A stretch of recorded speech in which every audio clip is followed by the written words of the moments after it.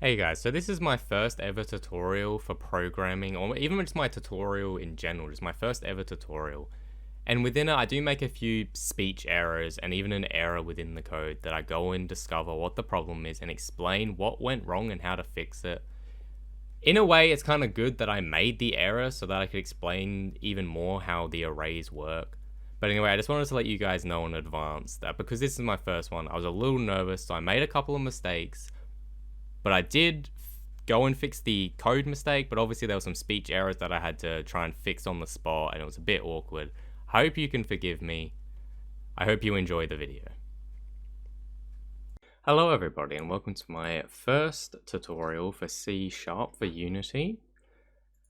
This one is just to kind of give you guys an idea of what you're in for, how I kind of describe things and explain things, all that good stuff, so you get an idea what you're going to be seeing in the future. So just right off the bat, I've got the latest version of Unity, and we're going to go make a new project. I don't know if you can hear that, but someone's revving an engine out there. And so for now, just for what I'm doing today, it doesn't matter if it's 2D or 3D, I'm just going to leave it on 3D, and we're just going to call it tutorial. And you don't have to follow along if you don't want, you can just watch and listen. It's entirely up to you. And now we wait for Unity to launch. Alright, and now that we're in, you can see I've moved my UI a little bit myself, so I've got the console over here rather than as a separate tab here. If you guys want, I can make another tutorial on how to mess around with the UI and move everything the way you want it, but that's not what this tutorial is about. I'm more about C#, at least for this specific tutorial. But right off the bat, I'm going to right click down here in the project tab, under assets, create. I'm going to create a folder and I'm just going to call it scripts, just to keep everything clean, even though this is just for a short tutorial. We're going to go into the folder, right click again, create C# script, and I am just going to call this one tutorial because I'm not actually going to be using it for anything other than this tutorial, that is. Oh, and we've got a cat walking across my mic. Thank you. Appreciated. And once that is up, one thing to note, when you do install Unity, I highly recommend letting it install Visual Studio 2019. It's ticked by default, so you should have it.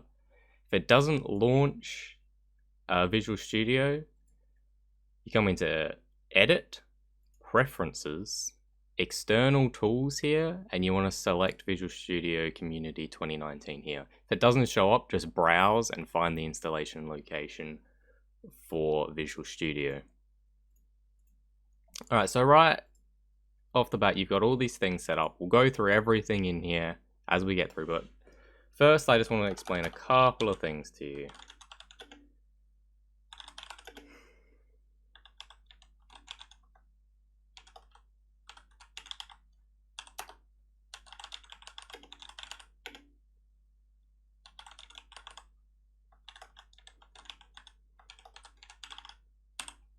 Okay, so right off the bat, I'm going to teach you public versus private. And so public basically means this variable, so this is what this is called when you're creating something with these public, float, int, game object. I'll explain all these later, don't worry. You need to give it a public or a private.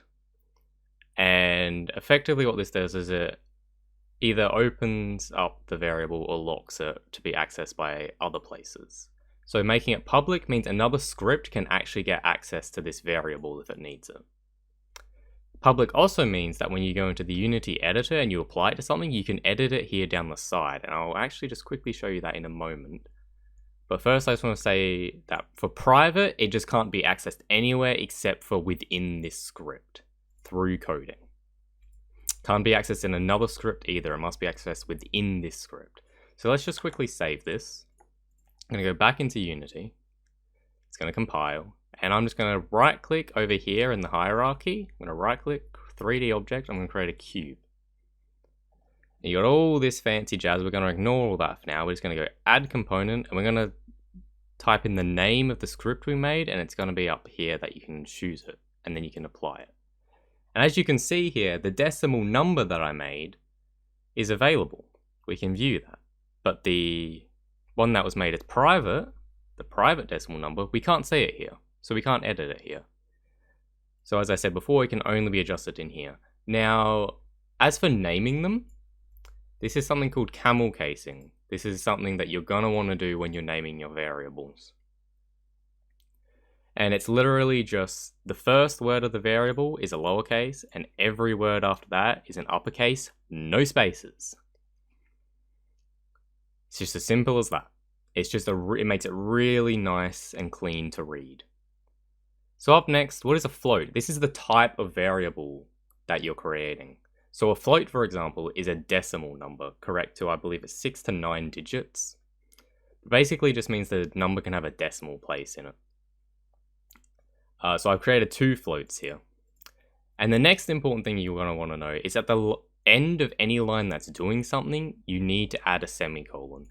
Semicolons are your friend. The amount of times I get errors and it's just a missing semicolon, or as I'll probably discuss later, brackets not being set up correctly, it's really common, trust me, semicolons for days. So let's go through some other types of variables that you can have within C# and Unity. So these floats are just general C#. And we'll create a couple more. So I'm going to go public bool and just call it a bool. That's another thing, when you name it, you can name it whatever you want. Literally anything. Ideally you want to follow camel casing to make it easy. So I'm just going to quickly type a few in here, and then I'm going to go through what each of them are. So now I'm going to make a public int and call it an integer. I'm going to create a public, actually I'm going to separate this to a new line. Public game object, Unity game object. And I'm going to make a public transform. And we're going to call this game object location. Alright, so now let's go through what all these types of variables are. I just made them all public just for simplicity as well. So a bool is super simple, it's true or false. It's either it's on or it's off. Again, if we go into here, when it compiles, you see it's just a checkbox. It's either on or it's off. Super simple. Up next, we have the integer. So integer is like a float, it's a number. However, an integer must be a whole number. It cannot have a decimal place in it. And these do come in handy, like both of these have their use, and as we get through the tutorials, you'll see what their uses are. So up next, we have a game object. This is a Unity specific thing. A game object is just basically anything that's down in your hierarchy. You can drag anything. You can drag your camera, so where is it? Unity game object, look. It's my camera now. If I want it to be the cube, it can be the cube. Just basically anything that's in your hierarchy, you can assign to a game object. Public transform. A transform is just basically the object's location in the world. So if we wanted to say we wanted this game object to be the camera, but we wanted to know the location of the cube. Now you can see it's saying cube and it's saying in brackets transform, and it's got this little directional arrows here showing X, Y, and Z. And that is basically just storing the location of the item that you've dragged in here in your script, essentially. So it's going, whenever you need to know the location of it, you can just straight up use the transform. Alright. There are also more stuff when it comes to positioning and stuff, like there's vectors. So a vector 2 is basically just the space of something on a 2-dimensional plane, so X and Y. A vector 3 is the same thing as a vector 2, except it's got the third Z dimension. So it's X, Y, and Z for 3D. You'll find usually when working in 3D, you will use vector 3s, and when in 2D, you will use vector 2s. Sometimes in 2D, you will still use the vector 3s, but it's probably more common that you're going to be using a vector 2. So up next, let's just quickly cover arrays. I won't go into too much detail this early into tutorials, but they are handy to be aware of. So here I've just made a public float array, and to make something an array, you just call it whatever you want it to be. Oops, there we go, fixed it. Sorry, I got an MMO mouse, so every now and then I knock a number on it. Anyway, so you type in the variable type you want it to be, float, bool, int, game object, transform, and then you just put the little square brackets. And that's just indicating that this is now an array. And an array can hold multiple of its variable type in just a single name. And we'll go through later how to access the specific ones and how to set them. In fact, right now I'll show you how to set one in code. So if we make this one private, we go float, and we call it setting array, we can go, so we can then, after naming it, we can go equals new float array, and we'll give it a value of 5. And while we're here talking about having equal signs in these, you can give these all default values here as you're creating them. So you've got this float right off the bat.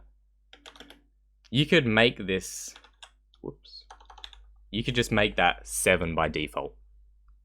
And basically, so the F here I've got on the end of the number is just indicating that this number is a float value. So if I was to do 0.6, you would have to indicate the F so it knows it's a float. Whereas if you didn't have the decimal in it and you just put 7, it's fine just putting that into a float number. But I always recommend just putting the F there just to be sure. I'm actually going to remove this one. And that's with anything, you can make it equal something. Game objects and transform, you're most likely not going to be doing when you're creating the variable. But a bool, you can set this to either, so I can set it to true, for example, by default. So by default, this bool is going to be true. You can also do the same for false. Integer, again, it's just like the float, but it has to be a whole number. Don't put F on the end. So effectively, just what I'm doing here is I'm setting it to a new float with 5 elements. So the way it works is when you input 5, it's basically saying that this setting array variable is going to store up to 5 floats in it, essentially. You usually, 99% of the time, I can't think of a reason why you would ever want more floats than what you're actually needing to store. Especially if you're going to be using it for a for loop. Just trust me. Only put in what you're going to need. But the way that they are stored, the arrays, is they have element 0 through to element whatever. So if you put in that you want 5 elements, the 5th element in it is actually going to be called element 4.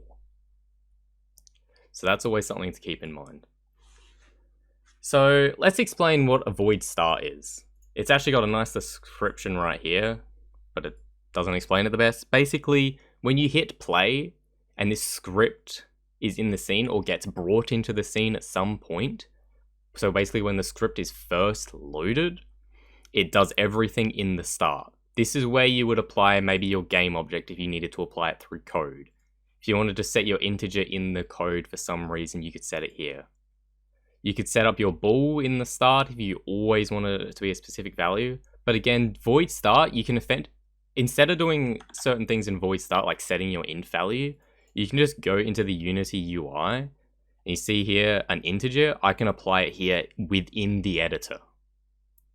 I don't need to apply it in the void start or setting it as a default value. But what I am going to show you here is, so right off the bat, you've got the game object and a transform.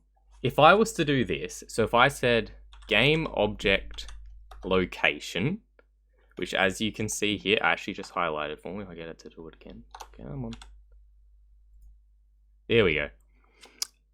It's just this variable right here. It's referring to this. So what I'm writing in here is just this transform value, and that's its name that I'm writing in. But if I was to, for example, make it equal Unity game object, which is a game object within Unity, right off the bat, this can't happen. But if you type in .transform, suddenly it can be that. And that's because a game object already has a transform within it. When you're setting up a variable transform, you're just saying all you care about the object is its transform. You're ignoring all the other game object values that it can have. So when you have a transform like this, you can type in the transform and make it equal a game object dot its transform. And essentially a dot is just accessing something within something. So this game object has many stuff within it that you can access. So by doing dot transform, you're just accessing its transform, which is its location in the world. Okay, so up next. Okay, so I'm going to show you something that I discussed before. So your integer cannot be a float value. So if I type in decimal number, which is the first float we made, you'll see it just can't do it. It's underlined. And it's saying cannot convert type float to int. You're never going to make an int a float number. You just don't do it. It's as simple as that. Now, just so it's here as reference, I'm going to comment it out. And while we're here, let's talk about comments. If you put 2 forward slashes in front of a line, it will make that entire line a comment. And effectively, a comment just means when the game's running, it's going to ignore that line of code. It goes, oh, double slash, moving on. Not even going to read it. This is just for you to see things that are there. You could describe what a line of code is doing, for example, in a comment. There are many other things you can use comments for. That's probably just the most common one I use it for. Now, another thing you can do with comments, if you go /*, now you can type stuff.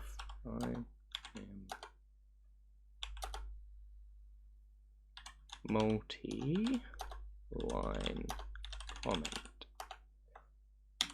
Whoops, I'm good at that. There we go. And so here we've got a multi-line comment essentially. So to start it, you do /. Oh my god. Sorry, I need to swap my MMO mouse out when I make these videos. I'll remember to do that in the future. But you do /*. Then you can type. Every time you press enter, it's going to put this little star here to indicate it's still a comment. You can press enter as many times as you want. So you can convert multiple lines into a comment. Then to finish it, after the star, just put another /. And that comment is now finished. And nothing after it will then be a comment. So this can be converting, like if I wanted to make all of this a comment, I'd put a /* in front of it. Then down here, I'd put a star // and it would comment all this out. Another thing you can do is highlight what you want to comment, press Control K, let go of K, then keep holding Control and press the / button. And as you can see, it just comments all of that out. Just puts a double slash in front of all the lines that have something on it to comment it out super quick. I obviously don't want that commented out because I'm using it for demonstration. So another thing that I want to show is an integer. So this is the same thing as I just did before, except I'm going to actually manually type in a float value. So as you can see here, I put an F on the end of 5. And as discussed earlier, when you put an F on the end, that's indicating that this number is a float, a decimal number. Even if the decimal is not there, it's indicating it as a float. So again, you cannot assign a float to the integer. And I will just quickly explain here. Basically, to give a variable a value, you will type in the variable name, then equals, and then you assign it the value. So even for a game object, you can actually, there are ways to get game objects that have specific names or specific tags, which again is stuff I'll explain later on in my tutorial series. But right now, just know you put in the variable name, you say, I want this to equal this. If it's something that it cannot be, like an integer cannot be a float, it's going to underline it and say, I can't do this. But what you do is if you take away the F, now it recognizes it as an integer value and it's saying, yes, my integer can be 5. And as a note, this integer is public, right? So I can edit it within the Unity editor here. If I set it to, for example, 3 here, actually I'll demonstrate it. So if I set it to 3 and I hit play, see it's setting it to 5. And that's because when you set up something either in the start or in the update, it's going to do this. Because it's, by default, sure, it's set to 3. But when you load the script, it's then going through the start function and going, oh, integer is a 5, I'll make it a 5.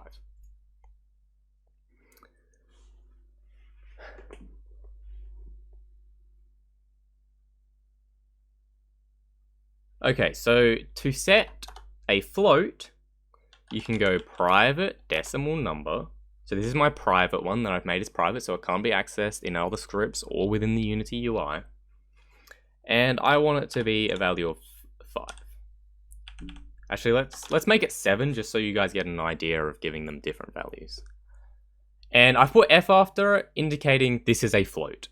But as discussed before, if I just quickly copy this line, if I take away that F, it's still a number and it can be put into the float. So an integer cannot be a float. You cannot put the F after it, whereas a float can have the F or cannot have the F. However, if I was to make it, say, a decimal value and give it a 0.5, now it's complaining at me, and the reason is because I haven't specified this is a float value. So if you have a decimal in the actual number, you have to specify the F. That's why when you apply a float, I always recommend putting the F anyway. So when you do put a decimal, you're just naturally going to automatically put that F there to indicate this is a float.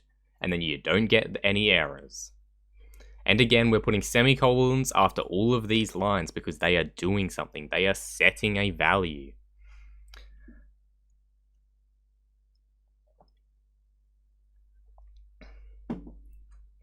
Alright, so what if you wanted to make a certain value within an array? You wanted to give it a value. So obviously in a float scenario, we're going to give it a float value. If it was an integer value, you would give it an integer. So let's use our setting array that's already been set up to have a value, to have 5 elements within it. So how do you access each of those 5 elements? Well, after typing in the floats array name, so the variable's name essentially, if it's an array, put in your little square brackets. Within those square brackets, you can say which value you want to access. So let's say we wanted to access the third element, which is element 2. As I discussed earlier, they start at 0. Let's say I wanted to access the third element within this array. And I wanted to give it a value of 12.5. And again, I'm putting the F on the end because this is a float. So what I've done is the third array within this is now set to 12.5. The other 4 still don't have a value. They're all just 0, which is the default. But this one is going to have a value of 12.5. Okay.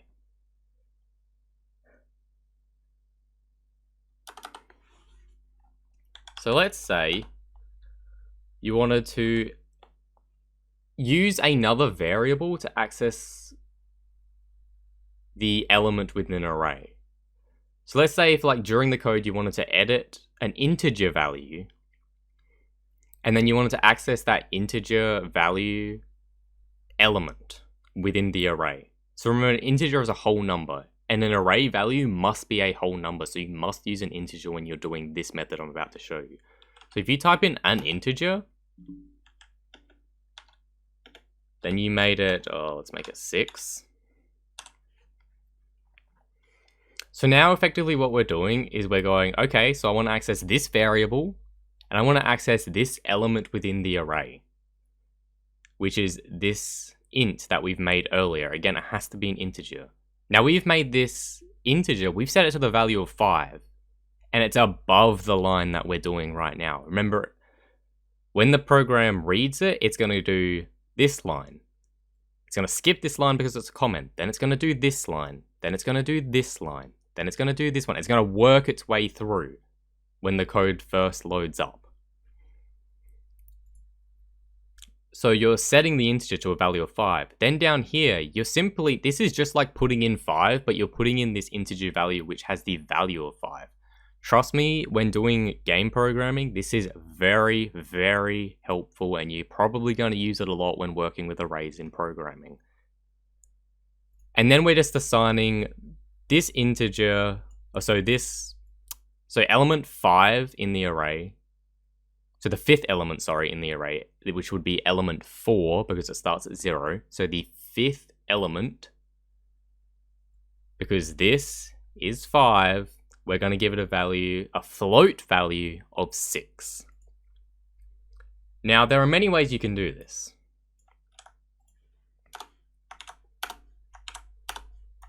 Whoops.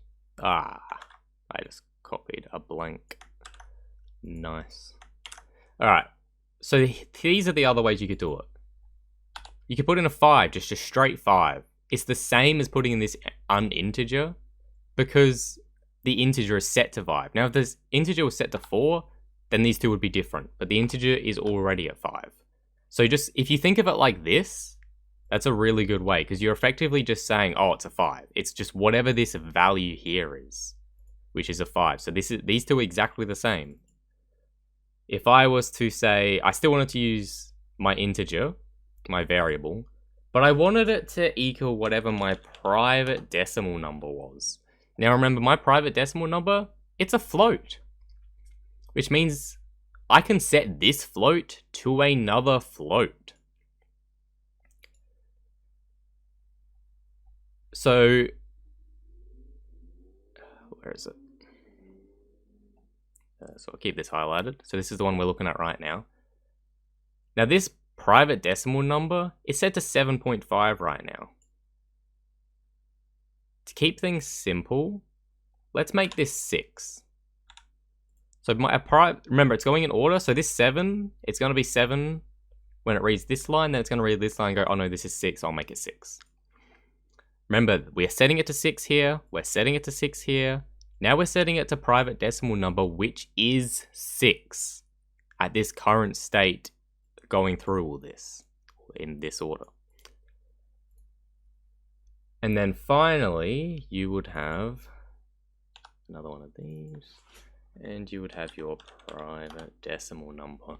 And again, so all of these are doing the exact same thing, essentially, just in different ways.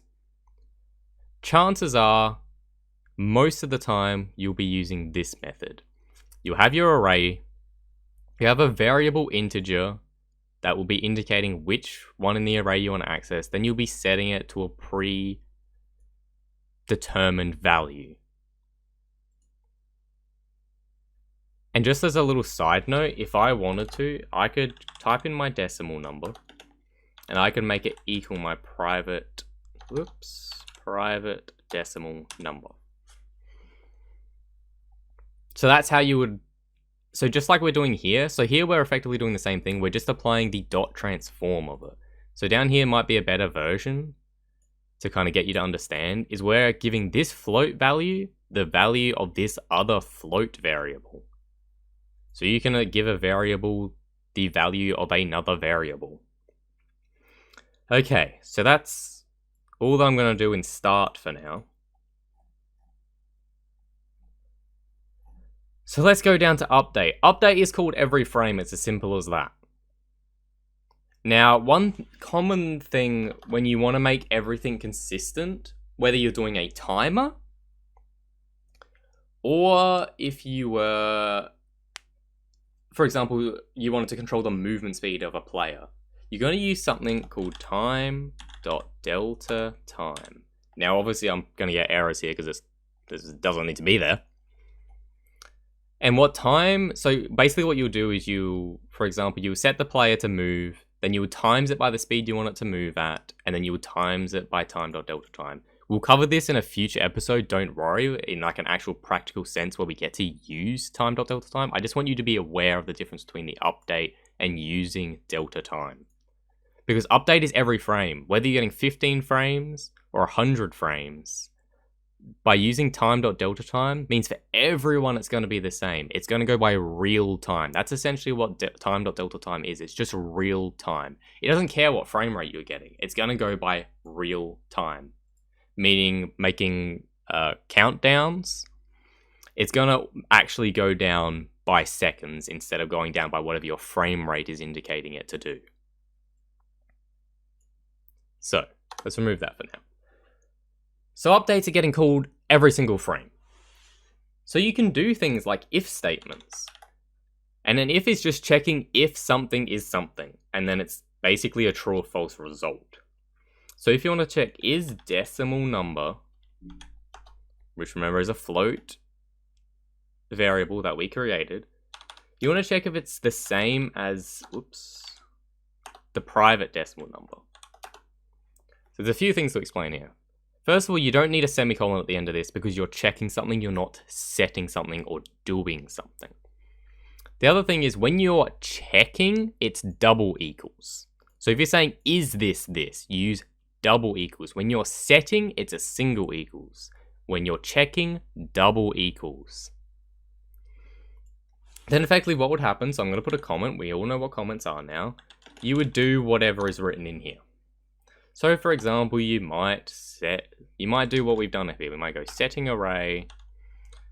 Let's make it an integer. And let's say we wanted to make it 9. Right? So if these two numbers were the same, meaning it's true, so we're checking if true. So if these two were the same, that would make them true.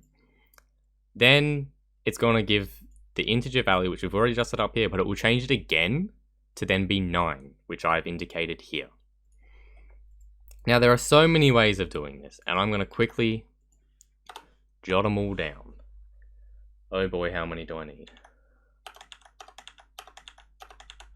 Alright, let's just stick with that for now. So at the moment they're all doing the same thing, but I'm going to adjust these. Whoops. Ooh, we're putting question marks. It's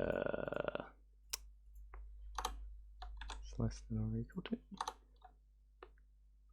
Greater than or equal to. There we go. And I'm going to use this one a bit later. So it's checking if it's false, it's just going to move on. Then it will check if this. Now I'm going to go through what all of these mean right now. This means less than. So if this number on this side is less than this number, then it will do this. And remember, you can make this something else. So chances are you're going to want this to give out a different value than if they were the same. So you might make it 12, for example. I'm not going to go change all of them, but you get the idea. It's going to do, if this statement is true, then it's going to do what's in here. What's within these curly brackets. So when you're doing an if statement, you don't put the semicolon. You open curly brackets. So essentially what that's saying is, if this is true, do everything within my curly brackets, which are the ones it highlights it for you when you click on it. So it's saying everything within these brackets is going to go through and do. You can put if statements within if statements. You can do if statements within if statements within if statements within if statements, and just so on and so on and so on. So checking if it's less than. This one is just the opposite, checking if it's greater than. If the number on the left is greater than the number on the right. Now this is less than or equal to. So it's checking if this number is less than or if it is equal to this number. Then we're doing it here, but this time it's greater than or equal to this number. So let's say we wanted to check if it was equal to, well, we'll have to do something else, won't we? So you can check multiple things at once. So we can check end. So double end symbol is checking end. It's doing, are both of these the same? Are both of these true, sorry. It's checking, are both of these statements true? So we can put another statement. So we can go, so let's put uninteger equals to 5. So now we're checking if decimal number is equal to, is the same value as private decimal number. If that is true, it's going to check end is an integer, which is our integer variable. Does it equal 5? If both of these are true, because it's end, if both of these are true, then it will do what's in here. So I'm actually going to make this one slightly different, just for convenience.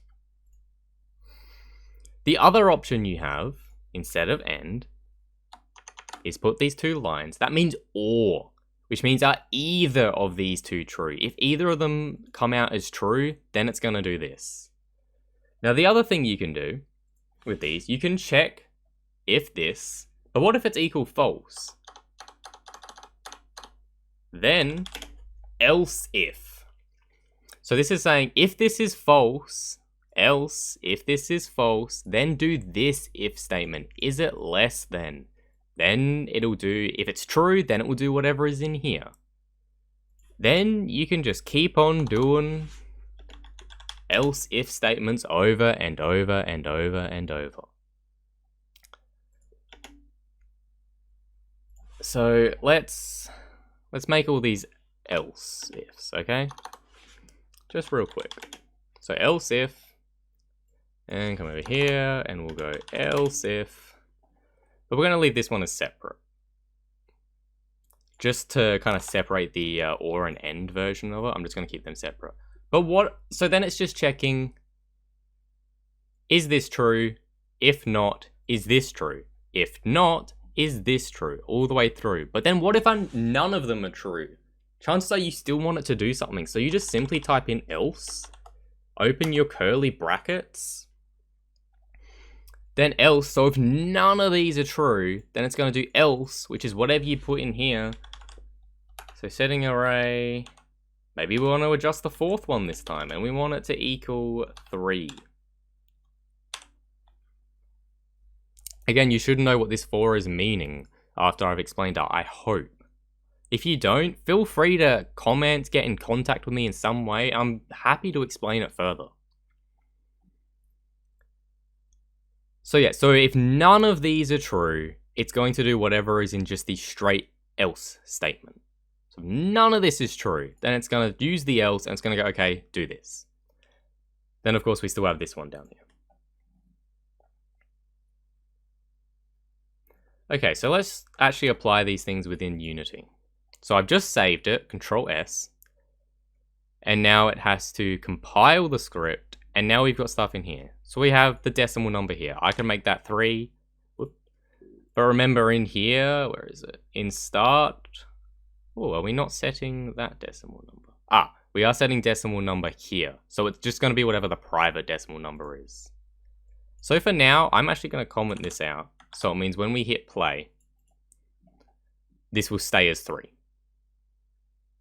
Now we already displayed it here. This integer is already going to be set to what we want. I'm just going to leave it on 0 just for convenience because it's already being set within the code. I've gone over the game objects and the transforms. But you can actually create your arrays within Unity. So it's saying size. It's asking how big do you want this array to be? What if I wanted 7? Press enter. This is a visual representation of what's happening within the code. So to keep it concise, let's make them both 5. So remember, this is the public one. We can't see the private one in here. This is just the public one that I can access. And I can adjust it all within here. So remember, so when you're asking, so the integer is being set to 5, yeah? So when you're asking for the 5th element within the array, it's going to the 5th element. So we have 1, 2, 3, 4, 5. So it's element 4. Remember, it's starting at 0. So it's the element number is always going to be one less than the number you're putting in, the integer you're putting in to ask for. So if you wanted the 3rd element, it's called element 2. So whenever you want to access the first element within the array, you're going to actually use the integer of 0 when you're in the code. So if you wanted, so let's say down here I wanted 0, that is element 0. Remember, it's only when we're defining the length of it that we use the actual number. So when you're defining you want 5 elements in here, that's when you use the full number. That's how many you want. That's how many values there are. There are 5 here. You can count them. There are 5 values. But when you want the first one in the array, the first element within the array, you have to use 0 to access the first element. So I can make that 2. I can make that 4, 6, 8, and 10. So if I hit play, and when you're playing in Unity, okay. Okay, so we're actually getting errors there. I probably made a mistake. 6, 60. Where is line 60? Okay. Oh, I get it. Yeah. Don't worry, it's just the... Yeah. Oops. Yeah, it doesn't like this. For some unknown reason. Like, none of this is set up to properly work, so errors are expected. But it's fine. We can still... Thank you. We can still hit play. We can ignore these, because we don't need them to work right now, so I can actually hide them. So don't worry, I haven't been setting this up to work. I've just been showing you how things work. So that those errors aren't a problem to me. I don't worry about them. But as you can see here on the side, these, when you're hitting play and you can access the object while it's playing, remember you can access the script, you can change the scripts while it's playing. Although, I believe by default, when you stop playing, they all set back to how they were before you hit play. Even if you change them manually, because of course you can change them by like interacting with stuff. So we've got our decimal number as 3. Our bool is still false. Our integer is 5, which is what we set it to in the code. These two are the same. Then you've got this array here that I set up. But if you click on these 3 little dots and you go to debug, you can see the private ones, but you can see they're grayed out. You can't actually adjust them, but you can see what their values are. And this is really great when you have a private variable set up and something's going on that involves that variable and it's not working. You can enter debug mode and see if it's setting that variable correctly. So you can see there's the other array here. It's set to 5. Look, we've got 12.5f down here, which is just 12.5 as a float value. This setting array is a float value. This is the one I made private. This is the one I set up all in code. And you can see here that it's set up. So obviously, so if it's set in that one, so it's 12.5. Ah, so it's just straight up setting it here. So it's actually not even doing any of these, by the looks of it. Element 3, so that's the 4th one.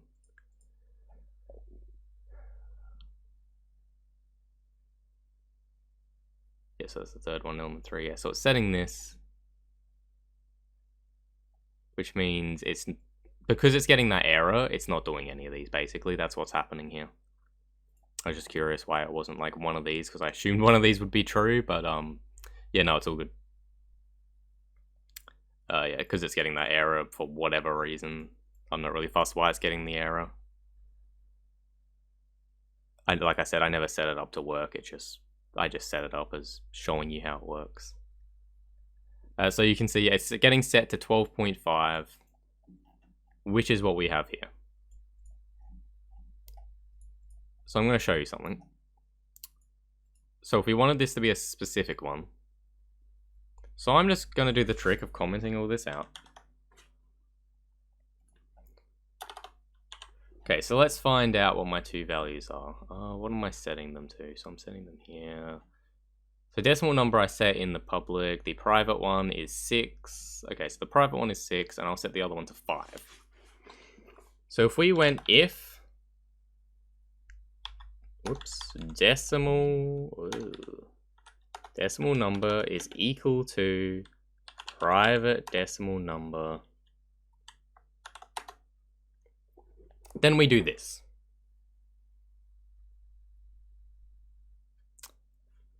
But we already know that's not true. But just to be sure, let's go setting array. Let's change the first value. Woo. And we'll make it a value of 3f. Now we already know that's not true. I've done this on purpose. So if you did else if decimal number, which is the one I will have set to 5, is less than private decimal number, we're going to do this. Now I know this is true. 5 is less than 6. That's what it's checking here. So then we can go setting array. Let's go to the first one, so we'll show it's a different one. Let's set it as 9.3f.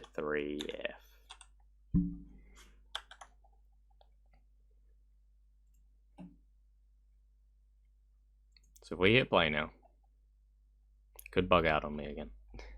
There we go, it's good, but something did bug out. Index was outside. Ooh, that's too long. Bounds of the array. Interesting. Ah, it's saying an integer. Ah. Interesting. So because this is set to 5, remember that's accessing element 5. So that's where the error is occurring. It's trying to access element 5, but element 5 doesn't exist. Remember, it's element 4. There may be 5 in there, but it's element 4. So let's just set that to 4. Oh, in fact, the game's still running. This could be interesting. Let's just stop that. Okay, now what? Ah, right. So 4 and 4. So obviously because I wasn't thinking about making it work, I didn't put those as logical numbers. But it's all good. That's only happening in the start. That error's only coming up once because it's happening when you start it. The other one was happening on repeat every frame, and that's why you just saw it spam. But anyway.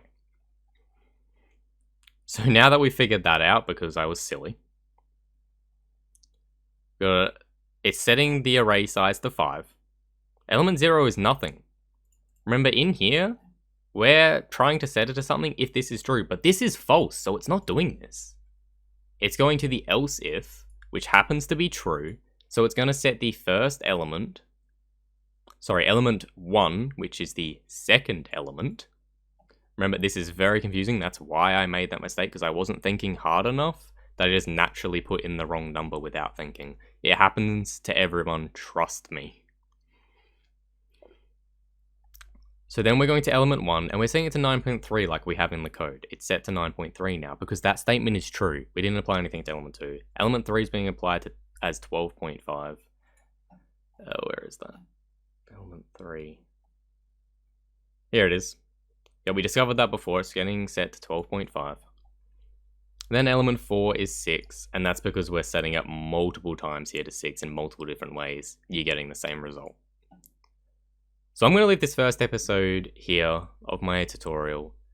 My plan is to make the rest of them exclusive on Patreon, but I may make some of the more simpler or the more common knowledge-based ones for public on both the YouTube and Patreon as public for more people to get access to. If I think that they're simple enough that I should be telling everyone about it. But if they're the ones that take time, they're a little bit more complicated, stuff like that. I'm going to be putting most of them exclusively on my Patreon for my patrons. But if you found this useful and you think I'm going to do well in the future teaching you, then please do check out my Patreon and consider pledging so that you can get access to my future tutorials. And I will be doing more. The current plan is to do 1 a month. And if I hit my pledge goal, then I'll be doing guaranteed 2 videos a month. And if I still keep growing, then that's when I'm going to start considering doing 1 video a week over there.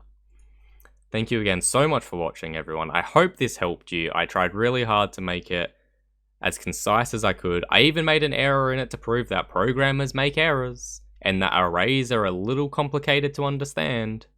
But I hope you can forgive me for that and consider supporting me in what I do. Thank you very much, everyone.